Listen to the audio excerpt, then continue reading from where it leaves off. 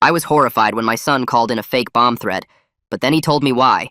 When the police called saying my 12-year-old son Leo had been arrested for calling in a bomb threat that evacuated the entire school and canceled the district wrestling tournament that he'd been training for all year, I couldn't believe it.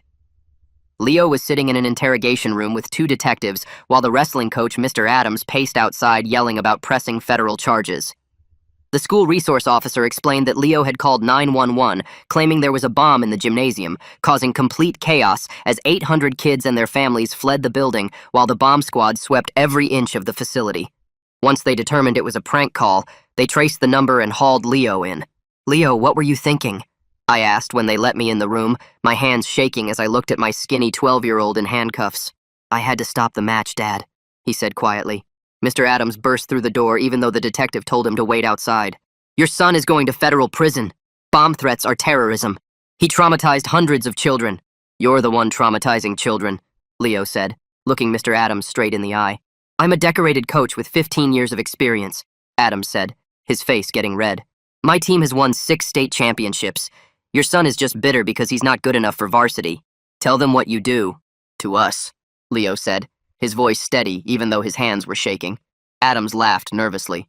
"I push my athletes to excellence. Not everyone can handle real training. You make us run in garbage bags to sweat out water weight," Leo said. "You tell us we're disgusting pigs if we weigh even 1 pound over. You made Jackson run laps until he passed out because he ate breakfast. That's called discipline," Adams said quickly, but the detectives were listening now. "Wrestling has weight classes. It's part of the sport. You gave Mike an eating disorder," Leo continued. "He throws up after every meal now. His mom doesn't know because you told him real wrestlers control their weight no matter what.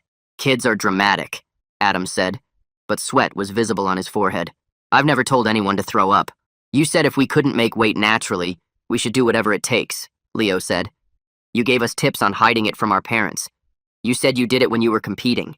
I stared at Adams in horror as pieces started clicking into place. Leo's constant anxiety about food, the way he'd stopped eating dinner with us, how he'd been living on rice cakes and water.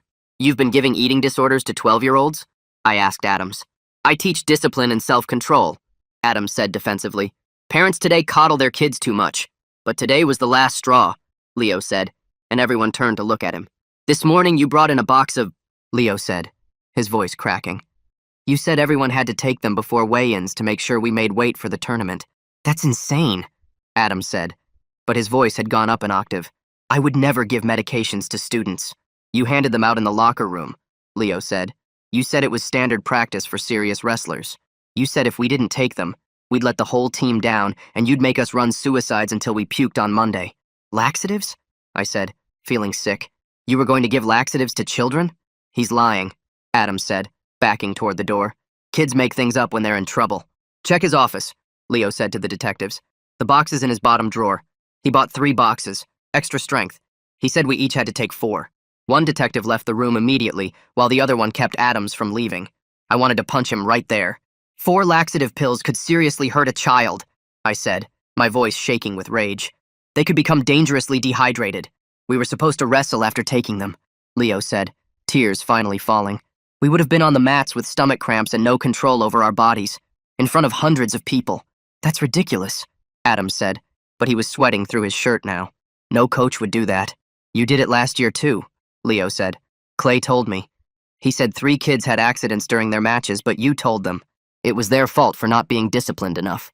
The detective came back holding an evidence bag with 3 boxes of extra-strength laxatives. "Found these in his desk exactly where the kid said." Adams went white. "Those are for my personal use." "3 boxes?" the detective asked. "This is a misunderstanding," Adams stammered. "I have digestive issues. You were going to force children to take laxatives before athletic competition," the detective said, his voice getting angry. "That's assault. That's child endangerment. He made us all lose weight in dangerous ways, and today he was going to poison us," Leo said simply. "I had to stop the match. No one would listen when we complained about him before." Adams opened his mouth, but no words came out, just panicked sputtering as he looked between the detectives and the evidence bag. The second detective pulled out his handcuffs and moved toward Adams, while Detective Kelly read him his rights for child endangerment and assault charges. Adams kept backing up until he hit the wall, his hands shaking as the metal clicked around his wrists. The superintendent arrived 20 minutes later and immediately suspended Adams from all duties while parents started flooding the station parking lot. Over the next 3 days, local news vans parked outside our house, and reporters knocked on our door every few hours asking for interviews. Neil Cook called to take Leo's case and explained that the bomb threat charges could be reduced through juvenile diversion if we cooperated fully with the abuse investigation. 2 weeks passed before Adams' attorney released a statement to the newspaper calling the whole thing a witch hunt against a coach who just wanted excellence for his athletes. The wrestling boosters started a legal defense fund that raised $8,000 in 48 hours from parents who thought Adams was railroaded. When Leo finally returned to the school after a week of meetings with lawyers and detectives, half the kids in his grade called him a hero for standing up to Adams, while the other half blamed him for ruining their championship season. Some wrestlers thanked him in the hallway, but others turned their backs when he walked past. 3 weeks later, at Adams's preliminary hearing, Leo sat in the witness chair and described running in garbage bags in 90-degree heat until his vision went blurry. His voice stayed steady, even when Adams' lawyer tried to make him look like a weak kid who couldn't handle tough coaching. The judge listened to Leo describe the daily weigh-ins, where Adams would scream at anyone who gained even half a pound and make them do wall sits until their legs gave out. She ordered Adams to have no contact with any current or former wrestlers and suspended his teaching license until the trial ended. That same week, Donald Perez organized a meeting at the community center where 30 wrestling parents discussed starting an independent youth club with proper safety rules and nutrition guidance. They asked if Leo might feel comfortable joining once he felt ready, but I could see he wasn't sure if he ever wanted to wrestle again. Detective Kelly spent hours going through school financial records and found proof that Adams had been getting cash bonuses from the boosters for every championship the team won. The payments ranged from $500 to $2,000 per tournament victory, all paid through a private account the school board claimed they never knew existed. The district's lawyers scrambled to distance themselves from the scandal while more evidence piled up. Leo started seeing Dr. Hughes twice a week for therapy focused on eating disorders and the trauma of Adams' abuse. She explained it would take months or maybe years to undo the damage of being taught that food was the enemy and that his worth depended on making weight. The State Athletic Association sent investigators to interview every wrestler from the past 5 years and found similar problems at 2 other district schools where coaches used the same dangerous weight-cutting methods. Their report ran 40 pages and recommended complete overhaul of youth wrestling oversight. Meanwhile, Neil worked out a deal where Leo would do 40 hours of community service at a crisis hotline and write a public apology letter for the bomb threat. The federal terrorism charges would be dropped once he completed everything, which felt like a huge relief after weeks of worrying he might end up in juvenile detention. Adams's trial date got set for 3 months out, but his lawyer immediately filed motions claiming they needed more time to review what they called an overwhelming amount of discovery materials. The judge granted a 2-week extension, but warned that she wouldn't tolerate unnecessary delays. More wrestlers came forward each week with stories about Adams forcing them to spit into cups to lose water weight, or making them exercise in rubber suits until they nearly passed out. The evidence kept growing while Adams stayed silent on his lawyer's advice.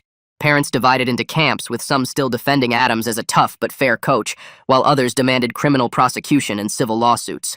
School board meetings turned into shouting matches with security guards stationed at every entrance. Leo struggled to eat normal meals without feeling guilty while I watched him push food around his plate and claim he wasn't hungry. The therapist said this was normal and would take time to overcome. Detective Kelly found more financial irregularities, including equipment purchases that were never delivered and tournament fees that went straight into Adams's personal account. The corruption ran deeper than just the dangerous coaching methods. Other coaches from around the state started calling to share their own concerns about the win-at-all-costs culture in youth wrestling. Some admitted they'd seen warning signs but hadn't spoken up because Adams had such a successful program. The prosecutor built a case that included testimony from 15 current and former wrestlers, plus medical records showing dangerous weight loss and dehydration in multiple athletes. Adams' lawyer kept trying to get evidence thrown out on technicalities, but the judge denied most of their motions. Leo slowly started talking more in therapy about the daily fear of stepping on the scale and the constant hunger that became normal life during wrestling season. The doctor documented everything for the criminal case. The school's insurance company sent representatives to assess their liability, while parents lined up lawyers for civil suits that could cost the district millions. Officials who had praised Adams for years now claimed they had no idea about his methods. Neil prepared Leo for his community service, explaining that helping other kids in crisis might actually help him process his own trauma. The bomb threat felt like ancient history compared to everything that had happened since. 3 months felt like 3 years as we waited for Adams' trial while trying to rebuild some kind of normal life.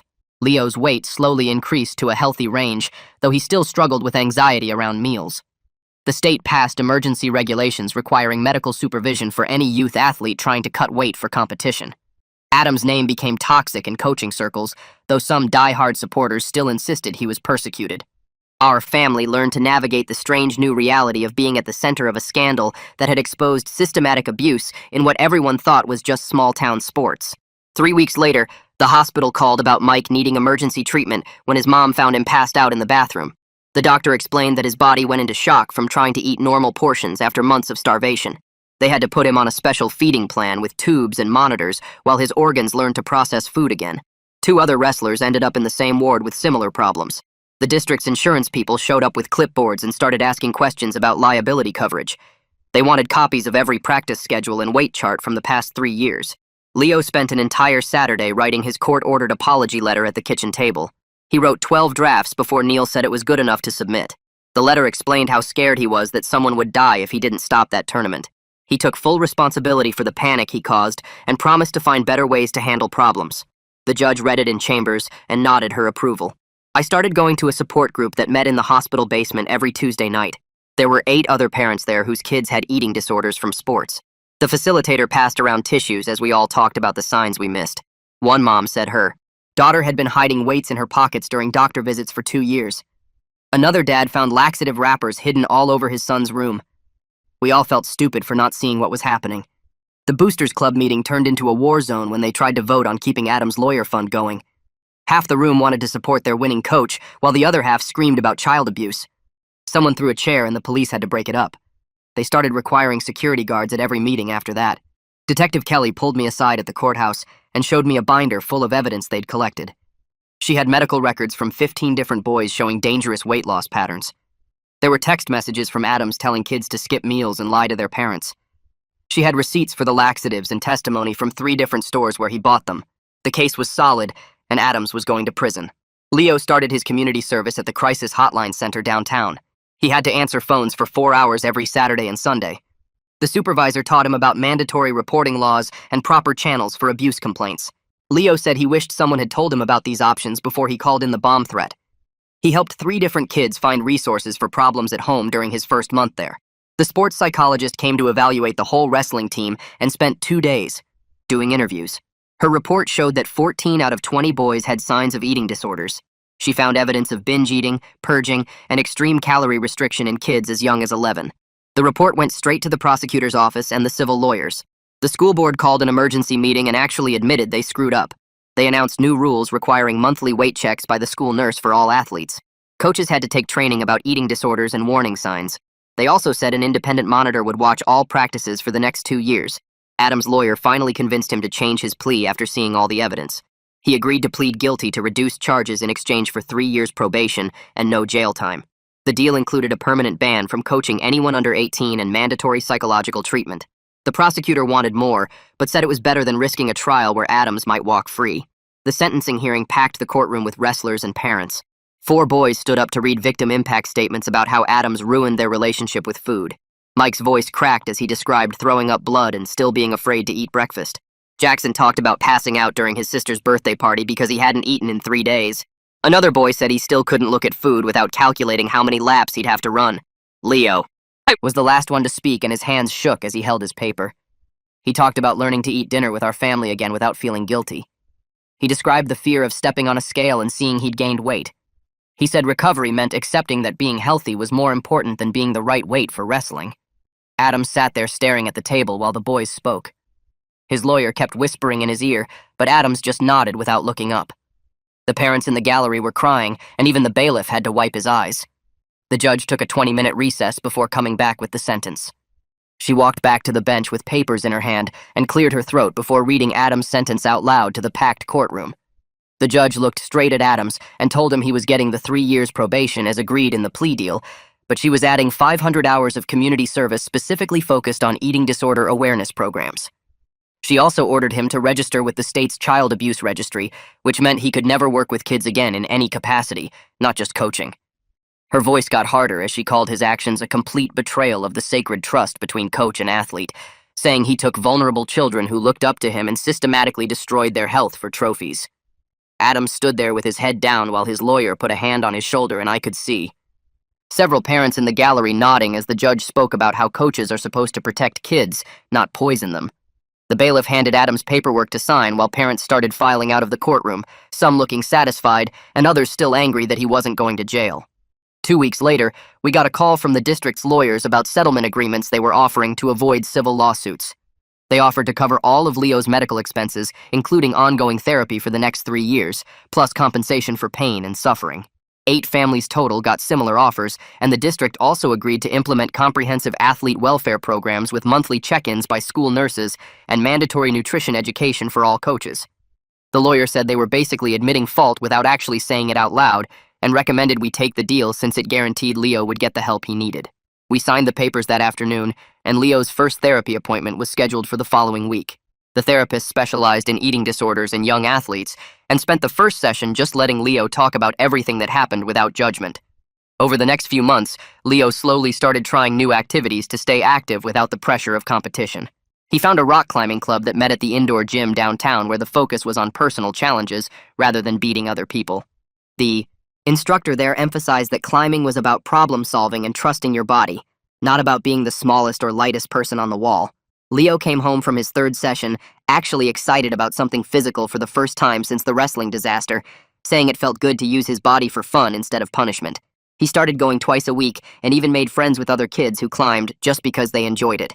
6 months after the bomb threat that started everything, Leo got a letter asking him to testify at a state legislature hearing about protecting young athletes from abuse.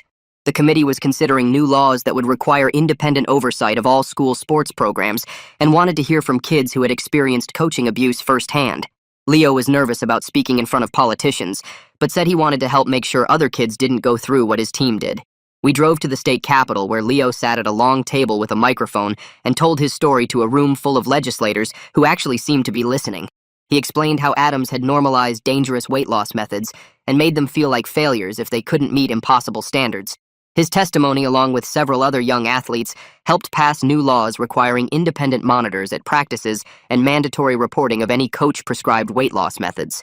Dr. Hughes saw Leo for a checkup right after the legislative hearing and said his physical health had largely recovered from the months of malnutrition. His weight was back in the healthy range for his age and height, though she said he'd need continued monitoring to make sure there weren't any long-term effects on his growth and development. She told Leo she was proud of his courage in speaking up, even though it meant getting arrested and facing federal charges initially. Meanwhile, the wrestling program at the school started up again in the fall, under a new coach named Daniel McGregor, who had completely different ideas about training. McGregor emphasized technique and safety over winning at any cost, and actually encouraged the wrestlers to eat balanced meals and stay hydrated. He banned all the dangerous practices Adams had used like garbage bag runs and extreme dehydration, and posted the new rules clearly in the locker room. Several boys who had quit the team under Adams decided to give wrestling another chance with the new approach, and parents were allowed to observe practices whenever they wanted. Donald Perez's son Mike had been in intensive therapy since everything came out, and was making remarkable progress in his recovery from the eating disorder Adams had given him. Mike actually started mentoring younger wrestlers about maintaining healthy relationships with food and exercise, sharing his story to help them avoid the same traps. His transformation from a kid who was throwing up blood to someone who could eat normally and enjoy sports again gave other parents hope that their kids could recover too. Donald told me at a school event that Mike was like a different person now, actually laughing and enjoying life instead of obsessing over every calorie. The State Athletic Association decided to strip Adams of all his honors after reviewing the evidence from the criminal case. They removed his name from the Coaching Hall of Fame and took down his championship banners from the school gym, though some boosters protested and said they were erasing history. The district stood firm on their decision, with the superintendent saying they couldn't celebrate someone who had systematically abused children even if he had won championships. The empty spots on the gym wall where his banners used to hang became a reminder of what happens when winning becomes more important than kids' well-being. About 8 months after everything happened, Leo received a letter from the mayor's office inviting him to a ceremony at City Hall. They wanted to give him a citizenship award for his courage in protecting other children, even though they acknowledged his methods were wrong and dangerous. Leo accepted the award quietly at the ceremony, just saying he did what he had to do when no one else would listen, and hoped kids would learn there were better ways to report abuse. The mayor shook his hand and several people in the audience stood up to applaud, including other parents from the wrestling team. Our family slowly found a new normal where food wasn't the enemy anymore, and Leo could just be a regular kid without the pressure of making weight. He joined the robotics club at the school and discovered he actually loved building things way more than he ever liked wrestling. The club met after school to design and program robots for competitions, But it was a totally different environment where collaboration mattered more than individual performance. Leo spent hours working on mechanical designs and learning to code, coming home excited to tell us about gear ratios and sensor arrays instead of worrying about what he ate for lunch. 3 weeks later, Detective Kelly showed up at our door with a folder full of papers and a tired smile on her face. She sat at our kitchen table while Leo worked on his robot in the living room, explaining how our case had triggered investigations in 12 other districts across the state. The Athletic Commission was reviewing every wrestling program after finding similar patterns of abuse in 4 other schools. She showed us letters from parents whose kids had finally spoken up after hearing about Leo's case on the news. One mother wrote that her son had been hiding laxatives in his bedroom for months, too scared to refuse when his coach demanded he take them. Detective Kelly said the state was passing new rules requiring medical staff at all weigh-ins and making coaches get certified in eating disorder recognition. She thanked Leo for having the courage to speak up when adults had failed to protect them. Leo just nodded and went back to adjusting servo motors on his robot, but I saw him wipe his eyes when she left. 6 months passed before we heard about Adams again. The prosecutor called to tell us Adams had been caught coaching at a private gym 20 miles away, which violated his probation terms. Someone recognized him from the news coverage and reported it to the authorities. The judge didn't hesitate this time and sentenced him to 6 months in county jail plus extended probation. Parents from the wrestling team texted me their relief that he wouldn't be able to find new victims. The private gym owner claimed he didn't know about Adams' history, but surveillance footage showed Adams making kids run in plastic suits just like before. Almost a year after the bomb threat, Leo got invited to speak at a state conference on youth sports safety. He practiced his speech for weeks, writing and rewriting on index cards about what happened to the team. At the conference, 200 coaches and administrators listened as Leo explained how Adams had controlled them through fear and shame. He described the daily weigh-ins, the punishment runs, the way they learned to hide their suffering from their parents. When he finished, the entire room stood up and applauded. 3 different coaches came up afterward to thank him for opening their eyes to warning signs they'd been missing. One coach admitted he'd been using similar tactics, without realizing the damage he was causing. The former wrestlers started meeting at Mike's house once a month to support each other through recovery. They'd order pizza and actually eat it without counting calories or feeling guilty. Jackson's mom drove him over even though they'd moved to another district. The boys would talk about their therapy sessions and celebrate small victories like gaining healthy weight or enjoying dessert. Mike's mom told me it was the first time she'd seen him laugh while eating since everything happened. They made a group chat where they'd check in when someone was struggling with food anxiety. Leo applied to a summer engineering camp at the state university and got his acceptance letter in May. The program focused on robotics and coding, things that had nothing to do with weight or physical performance. His doctor wrote a letter saying Leo had gained 20 healthy pounds and his blood work showed he was thriving. Leo spent weeks preparing for camp, ordering books on mechanical engineering and watching YouTube videos about circuit boards. He packed his suitcase 2 weeks early, excited about spending the summer building things instead of destroying his body. The camp director called to make sure we were comfortable with the meal plan and assured us they had counselors trained in supporting kids with eating disorder histories. Mike's high school graduation happened on a humid June evening in the football stadium. He'd been chosen to give one of the student speeches about overcoming challenges. Standing at the podium in his cap and gown, Mike talked about learning to trust adults again after being betrayed by someone who was supposed to protect him. He thanked his therapist, his parents, and then he thanked Leo by name for having the courage to stop the cycle of abuse. The whole stadium erupted in applause while Leo turned red in his seat next to me. After graduation, Mike's family invited us to their celebration dinner where Mike ate a full meal without any signs of anxiety. The school district's new athlete protection program got attention from the Department of Education as a model for the country. They named it the Courage Initiative after the kids who spoke up, requiring independent medical oversight of all sports programs. School boards from other states started calling to learn about implementation. The superintendent asked Leo to help create a video about recognizing coaching abuse that would be shown to all student athletes. Leo agreed, but said he wanted the other wrestlers involved too. They filmed it over 2 days, each boy sharing what warning signs other kids should watch for. 2 years after that terrifying phone call about the bomb threat, Leo was helping coach the middle school robotics team and filling out college applications. He still met with his therapist once a month to check in, but mostly he was just a regular. Teenager worried about SAT scores and prom dates. His room was full of robot parts and programming books instead of wrestling trophies. At dinner, he'd eat normal portions without that haunted look he used to have. He'd gained enough weight that his doctor said he was perfectly healthy for his height. Sometimes I'd catch him mentoring younger kids on the robotics team about standing up for themselves if adults crossed boundaries. He never forgot what happened, but he'd turned his trauma into purpose, making sure other kids knew they had options beyond desperate measures when adults failed them. Thanks for hanging out with me and wondering through all those moments. Definitely been a fun little journey asking questions together. I'll catch you around next time. Like the video, it helps more than you think.